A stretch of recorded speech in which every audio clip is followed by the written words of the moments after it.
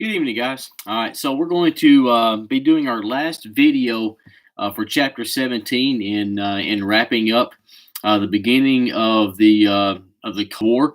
Chapter 17 is again taking us to the gap, or rather, is bridging the gap in between the end of World War II and really what happens politically over the next 30 to 40 years with the Cold War. And so we have talked about the beginning of the Cold War again, which is not all. The Cold War is basically a political struggle. It is an arms buildup. It is a space race, but it's not an actual war in between the United States and the Soviet Union. Again, it's democracy versus communism. It's capitalism versus socialism, and that's exactly what the Cold War is. There are several times where we get really close to warfare and even nuclear warfare, and we'll get into that with the last unit that we're going to cover starting next week. But that's what the Cold War is. It is all a political landscape. It's to see who's bigger and badder than the other, the United States or the Soviet Union. Now, that being said, there are some wars during the Cold War.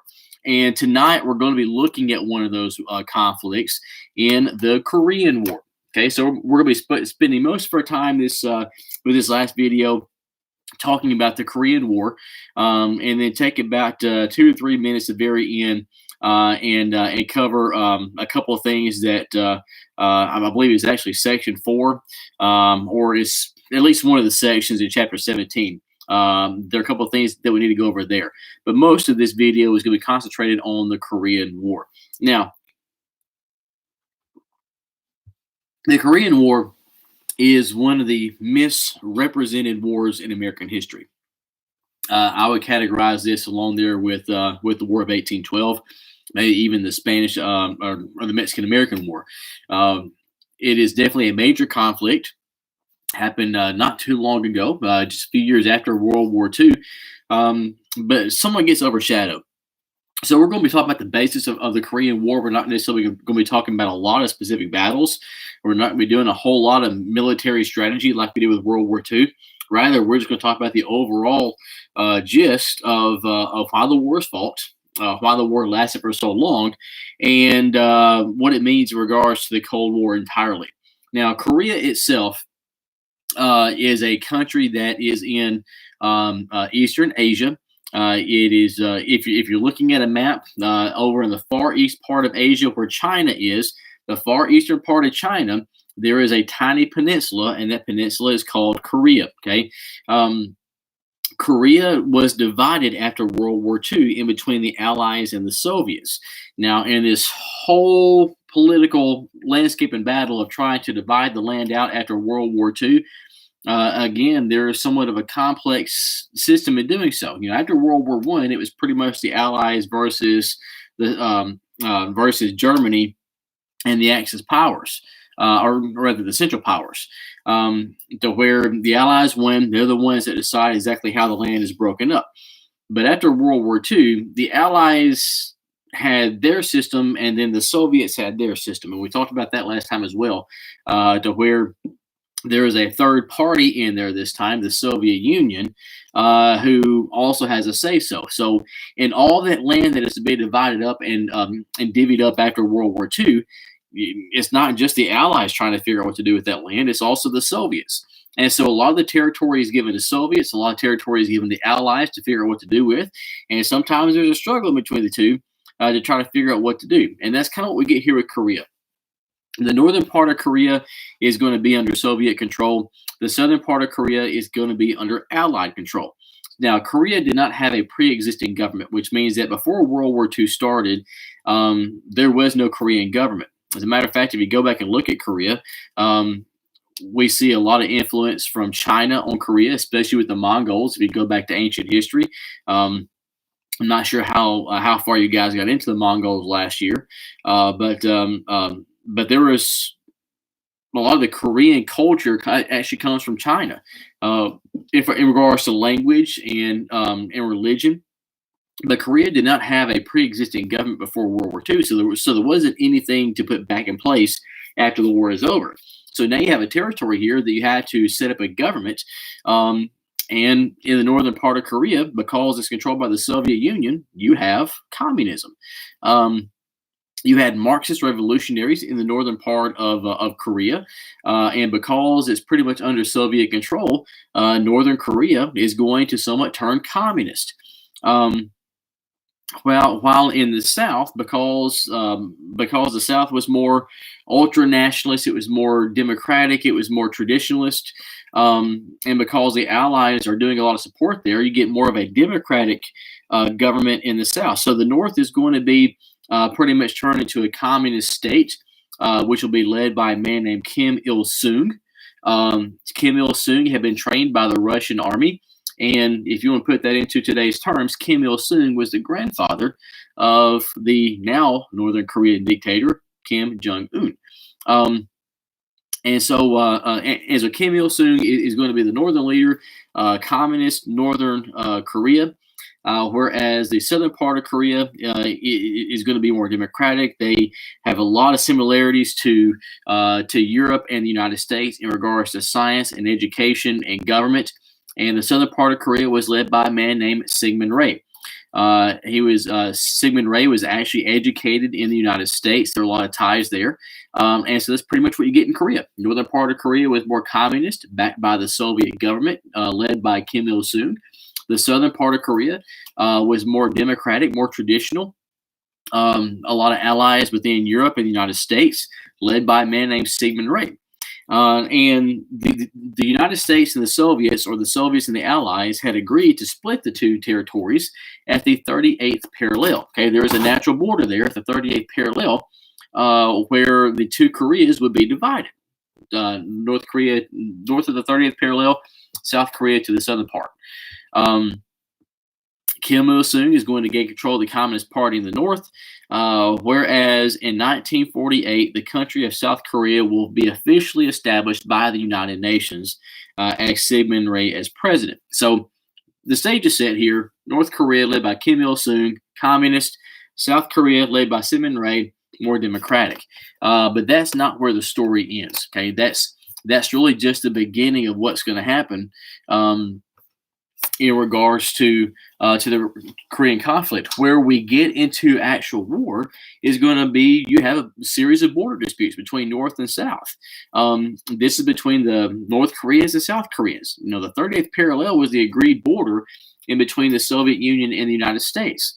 However, once the reins are turned loose and North Korea and South Korea are governing themselves, there are a lot of border disputes.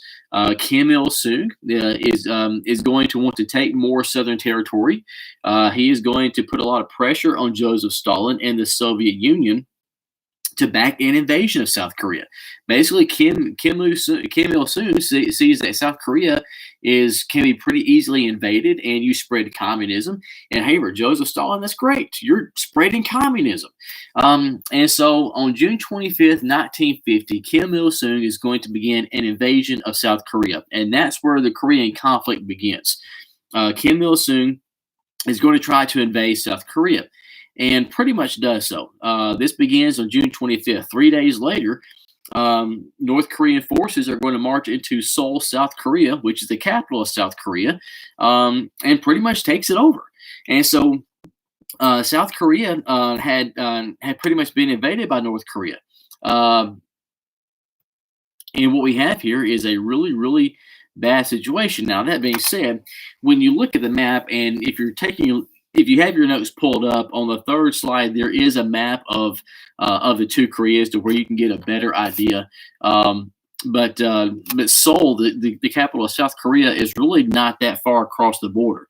And so you're not talking about getting really far in here. Once the North Koreans began to press inward, or rather downward, into South Korea, then Seoul is not too far across the border. So Seoul, South Korea is taken over within 3 days, and the United States begins to get involved. Okay, South Korea is our allies, and so as a result, General Douglas MacArthur, who, if you want to put this into context in regards to timeline, Douglas MacArthur is still in Japan. This is before Japan is released to govern themselves. MacArthur is still in Japan trying to oversee the end of the war there and trying to get everything finalized. And then across the little gap there, because Korea and Japan are very close to each other. You have this little invasion by North Korea against South Korea. So General MacArthur and the American forces are going to get involved to try to get support to South Korea. The United Nations is also going to get involved. We're, 5 years after the end of World War II, we already see the United Nations being put into action. The UN Army is being put into action, and again, the United Nations it has over the years been much more effective than the League of Nations. And so, because this is a border dispute, and because North Korea is definitely in the wrong here, then you have not only the Americans that give support to South Korea, but the United Nations as well. And so, by the time we get into August, the North Korean forces have been pushed back up into into the 38th parallel. They've been pushed back into North Korea. And so as we go into September and October and November of 1950, then what you have here is that North Korea is going to be pushed back into North Korea, that 38th parallel. And that's pretty much where things are going to stay for a while. Now the Chinese get involved. Mao Zedong, who is the dictator of China, if you go back and look at Section 2, we didn't go over it because we talked about this a couple of chapters ago. Mao Zedong is the dictator of China, of communist China. Joseph Stalin is the dictator of communist Soviet Union. So both China and the Soviet Union is at this point going to give aid to North Korea. So North Korea invades South Korea. The United States gets involved. The United Nations gets involved. North Korea gets pushed back up to their original border. And then the Chinese and the Soviets get involved. So you do have the United States and the Soviet Union fighting in a war, but we're not necessarily fighting each other. It's just that we're helping out South Korea, Soviet Union is helping out North Korea. And we just happen to be involved in this conflict going head to head. North Korea at this point is going to lead 5 different offensives against South Korea, but all are going to fail. So once we get past the first couple of months of the Korean War, where North Korea actually does invade South Korea, and again, if you take a look at that map on the next slide, then you see just how far North Korea advances. North Korea really invades all of South Korea except for the southeast corner, really close to where Japan is. And then that's when the United States and the UN begins to get involved. And within a few months, North Korea is pushed back to their original border. And from that point on, North Korea will try 5 different times to invade South Korea again, but it never happens. So really what happens here is that the Korean War was really something that should have been very short-lived. At this point in time, the heart of the Korean War is over with. What should have been the most intense fighting is done. By the time we get to May 17th, 1951, then we'll begin peace talks. Okay, you're talking about a war. North Korea invaded South Korea beginning on June 25th, 1950. And within 3 months, the United States and the United Nations has pushed North Korea back to their original border. So as we're in September and October, then things kind of come to a standstill. And about 7 or 8 months later, we began peace talks. And when you compare World War II with the Korean War, you're talking about a very, very short war here. But the problem here is that the war is not going to end yet, because this is really the big part of the Korean War in trying to figure out exactly how this is going to end. Okay, the peace talks began in May of 1951, and over the next 6 or 7 months, both sides had agreed on the boundaries. Pretty much, the 30th parallel is going to be the permanent border in between North and South Korea. The peace talks take place at a place called Panmunjom, which was in North Korea. And so what we have here is that really we have an agreement being made as to where the border is going to be. The problem that's going to stop that's going to keep this war from ending at this point. Okay, the war could have lasted for about a year and a half, and it's over with. Okay, the reason that the war does not end at this point is because there's one main issue that they can't figure out, and that is the dealing with prisoners of war. Now, I said this back in World War II. We talked about the war against Japan, and I mentioned it before in class as well. But when you're talking about warfare against many of the Asian nations, then you're talking about some very, very brutal tactics. We saw it against Japan in World War II. You see it in other times in history. And we also see it here again in the Korean War, in that we have soldiers that are captured by the Koreans. South Korea has soldiers that are captured by the North Koreans. And when it comes down to figure out who has who, the numbers don't match up. The men that we have missing and the men that South Korea has missing is not what North Korea is reporting. And so, as a result, this whole ordeal of prisoners of war, or POWs, is going to stop the peace talks. So, this war could have ended by the end of 1951. But instead, the war is going to go on for about another year, year and a half, and has mostly to do with the dealing of prisoners of war. Under the Geneva Convention that ended World War II, it was basically an all-for-all policy where all the POWs are released and given back over to their respective sides. But again, the numbers didn't match up. And so as a result, the South Koreans are going to reject the proposal. The South Koreans say, hey, we have missing guys here that we know are in POW camps in the North, and they're nowhere to be found. And so as a result, South Korea is going to say no deal.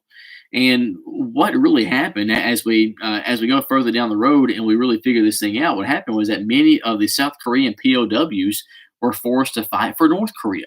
They were all Koreans, but you have South Korean soldiers that were captured in battle. They were taken as a prisoner of war, and they were forced to fight for North Korea. And so that's why the numbers didn't match up, in that many of what should have been a prisoner of war, which means you spend the rest of the war in a prison, they're actually back on the front lines fighting for the opposite side now. And so South Korea said, no way, not going to happen. And so the war is going to keep going on. Now, it's important to understand here that even though the peace talks began in May, and over the next 6 months, you're getting very close to an agreement here, the fighting never stops. So at this point, you're talking about a war that has lasted for about a year and a half. It began in June of 1950. It's now December of 1951, and you don't yet have an agreement as to how this thing is going to end. 1952, the war keeps on as normal. And as we get to 1953, then we finally begin to see the end. Now, a lot of that comes off of President Dwight Eisenhower. Now, in the United States, again, in World War II, you had Franklin Roosevelt, who was elected president in 1932 during the Great Depression. Okay, he serves, or he's elected to 4 terms. He dies in 1945, and in the very last month of World War II, his vice president, Harry Truman, takes over. Harry Truman wins re-election in 1940. Get my years right. 1948. Is that right? 1948. He wins re-election, and because Harry Truman took over in the first year of Roosevelt's first term, then he cannot serve any longer. And so in 1952, Dwight Eisenhower, who was the World War II hero, General Eisenhower, as he was called, was in control of all Allied forces in Europe, which led to the victory of World War II. So, keeping along with American history and tradition, war hero runs for president and he wins. So, in January of 1953, President Eisenhower is going to take the oath of office. And Eisenhower, when he's elected president in November of 1952, signals that he wants to end the Korean War. That's one of his main goals, is that he wants to end our involvement in the Korean War. Keep in mind here that we're just off the heels of World War II. The United States was in World War II for a lot longer than World War I. You're talking about 1942 to 1945, fighting in Africa, fighting in Europe, fighting in the Pacific Ocean. Very long war, a lot of lives lost. The last thing we want to do is get involved in another major war. And so we got involved in the Korean conflict to help out South Korea.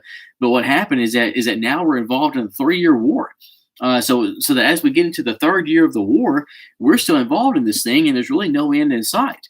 And this is the last thing that we wanted. So President Eisenhower uh, really makes it his goal to end our involvement in the Korean War. Now, one thing helps us out along the way. In March of 1953, Joseph Stalin, the dictator of the Soviet Union, will die. And it's going to sound bad, but it's really a gift for the United States because now the Soviets are not led by Joseph Stalin. Joseph Stalin was flat out a dictator.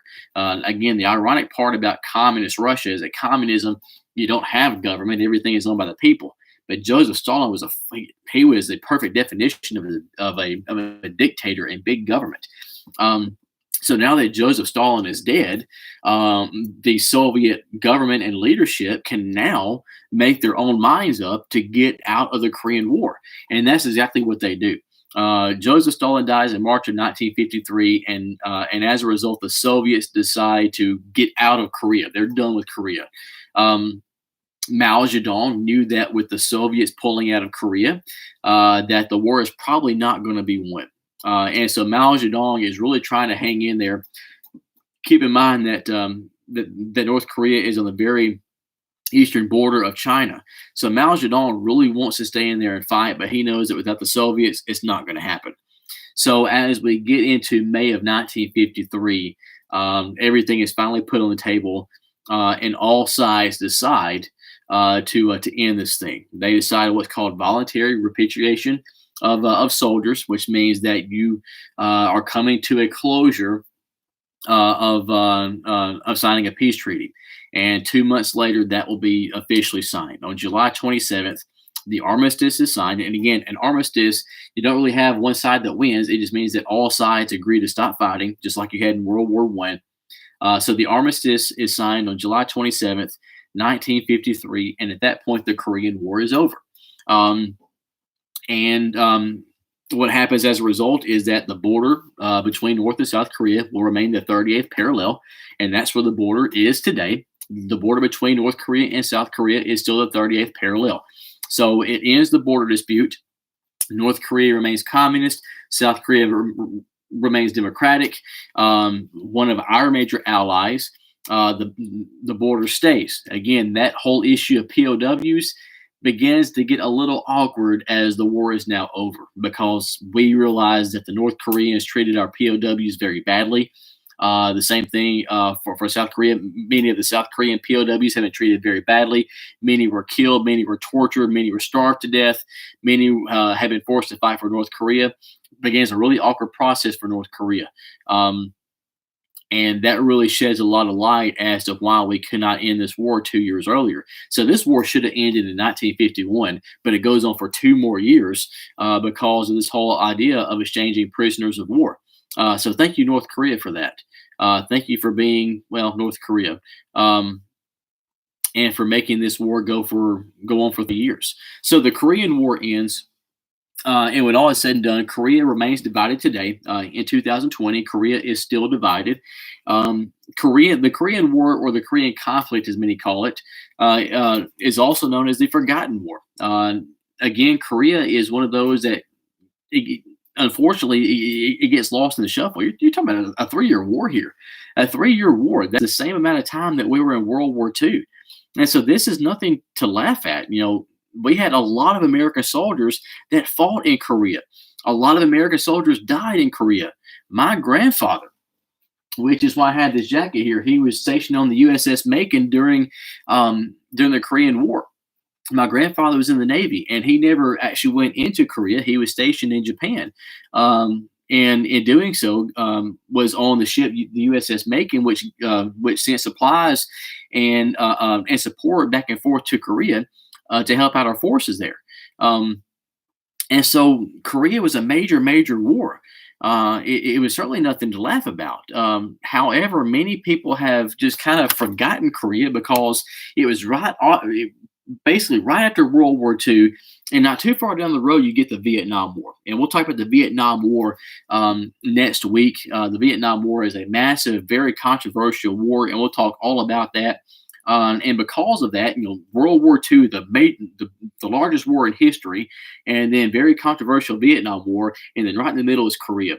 And so that's one reason that Korea gets the title of the Forgotten War. Um, but for the men that fought there, there's nothing to forget. It is a very brutal conflict. North Koreans were very brutal. Our prisoners of war were treated very, very badly. As a matter of fact, I'm going to post on the classroom page a story of a man named Otis Kinnemer. Otis Kinnemer died a few years back. He was from Limestone County in the West Limestone area, and he fought in the Korean War. He was taken as a prisoner of war, and I urge you to please read that article because it tells of his story as a POW, how he was treated. He was tortured. He was tortured. He was treated very badly. We had many other soldiers that were even killed. They were starved to death. The North Koreans treated our guys really, really badly, and it was very, very fierce fighting. If any of you guys have ever seen the TV show MASH, it's an older show from the 1970s and 80s. It still comes on some channels. And MASH is set in the Korean War. Is based around a hospital unit of the army in Korea. And if you watch enough of that TV show, then you get a sense of how brutal the war is and how important it was. Matter of fact, the show became so popular because it brought to light the Korean War. The show pretty much started right after Vietnam. And so it brought to light the struggles of the Korean War. And it's very, very important to remember. So you have World War II, which, I mean, it's World War II, the largest war in history. But the Korean War, 3-year war, very, very brutal. A lot of men that died, something to never forget. And I'm not in my classroom right now, and I didn't think about it before I left. But if you guys think about I had a picture hanging on my wall to the left, just beside the whiteboard. It was of a man in the Navy. It's a black and white picture and had 4 medals underneath the picture. That was my grandfather. Again, he was in the Navy during the Korean conflict.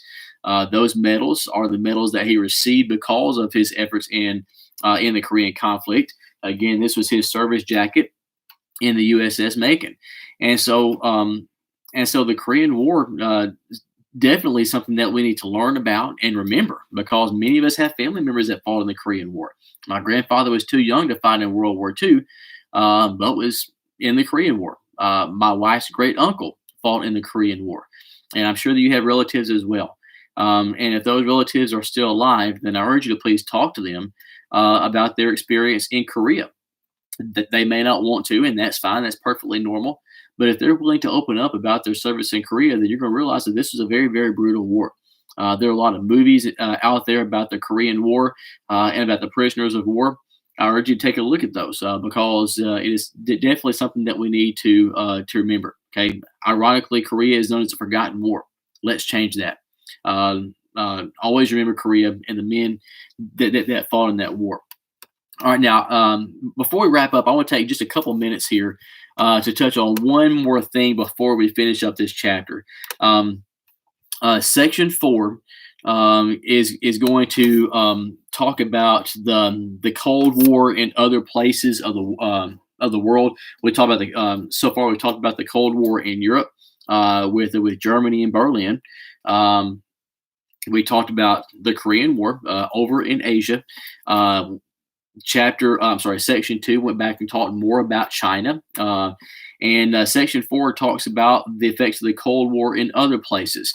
And there are a couple of things about that I want to bring out, and these are on your study guide. First of all, in Latin America, you have communist nations that are going to be started. You have one in Nicaragua, and the one that I want to focus on is Cuba. With the rise of Fidel Castro. In 1959, a young lawyer in Cuba is going to lead a successful revolt to become the dictator of Cuba, and his name is Fidel Castro. Fidel Castro becomes the leader of Cuba in 1959 and is going to set up a communist nation in Cuba. Now, if you don't know where Cuba is, check out a map of the United States and of the Gulf of Mexico. Cuba is right off the coast of Florida. Okay, it's really not too far south of Florida, so it's right there on the back door of the United States. Now, I want you to keep that in mind because next week, when we get into the Cold War and moving on from this point, then we're going to talk more about Fidel Castro and Cuba. Okay, very, very important there to understand. The last thing that I want to talk about is that if you look at that worksheet that I posted on section 4, and this is going to be the last question on the study guide, then you're talking about. Let me just bring the study guide back up. The question it says, the United States gave aid to who in the 1970s due to the communist threat? The Soviet Union is, throughout the 1950s, 60s, and 70s, is going to try to turn a lot of Asia into communist nations. And this is really getting a little further than where I want to be at this point. But in the 1970s, the Soviet Union is going to try to invade a country called Afghanistan. Afghanistan is there in Central Asia. Afghanistan does not want to turn communist. As a matter of fact, there is a group of rebels in Afghanistan. They're trying to fight off communism. Well, guess who comes to their aid? The United States. Again, the Truman Doctrine is that we're going to help out any country that tries to resist communism. So when Afghanistan, or these rebels in Afghanistan, try to fight off communism, we come to their aid. We give them money, we give them weapons, we give them aid, and they're successful in doing so. The ironic part about that is that a good 20 to 30 years later, one of those leaders of those freedom fighters, what they're called, is going to come back to haunt us. And we'll get back to that next chapter. But the last question on the study guide: the United States gave aid to Afghanistan in the 1970s due to the communist threat. We gave them guns and weapons and aid. And 20 years later down the road, or 25 years later, that's going to come back to bite us. We'll talk more about that as we get into the last unit. Okay, so that wraps up Chapter 17. Chapter 17, the effects of World War II, leads into the Cold War. So with the last unit that we start next week, and that last study guide, we're going to spend 2 weeks on, because there's a lot of information. Next week, we're going to concentrate on what's called the Red Scare in the 1950s, and we're going to go to about the 1980s, 1990s.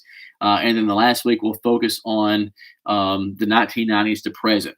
And so, again, talking more about the Cold War with the next unit. So you now have everything that you need for the study guide. Complete that if you haven't done so. Again, that is due on Monday. I will also be posting some videos over the weekend for material about Chapter 17, so check those out as well. In the meantime, if you guys need any help, you guys know where to find me. Hope you guys have a good weekend, and I will see y'all on Tuesday at our next meeting.